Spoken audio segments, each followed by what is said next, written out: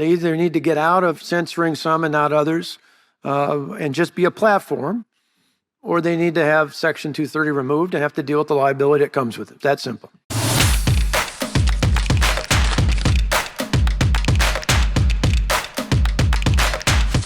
My question is, how do I reconcile my capitalist free market beliefs and trying to regulate, or rather, what would be a solution that would be consistent with capitalist beliefs to deal with this problem?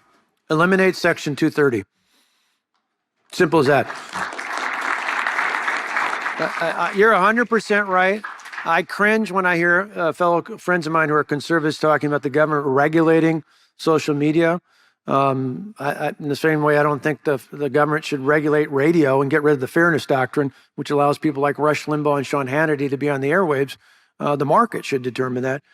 So I don't want people to dictate through the government what I can or can't do when it comes to a private business. But if Facebook or Twitter doesn't want to act like a platform, but instead wants to be a publisher, then they should have the same liability restrictions that others do and get rid of Section 230, because they'll be done. They'll be done if they do that.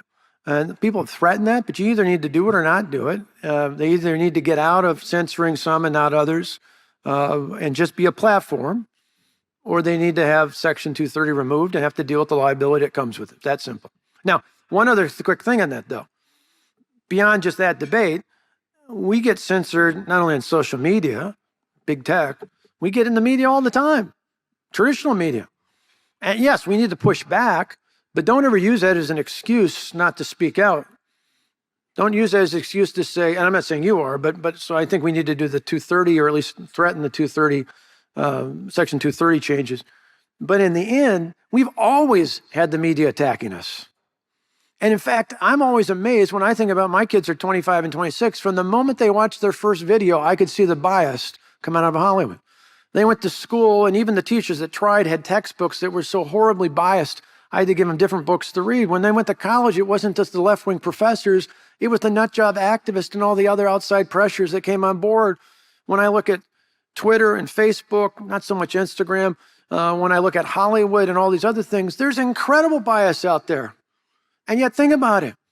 As bad as the numbers are when it comes to particularly millennial, not just Gen Z, you're a little bit better, but you're not, not you, but your generation is not far from perfect. I'm amazed it's not 100% socialist.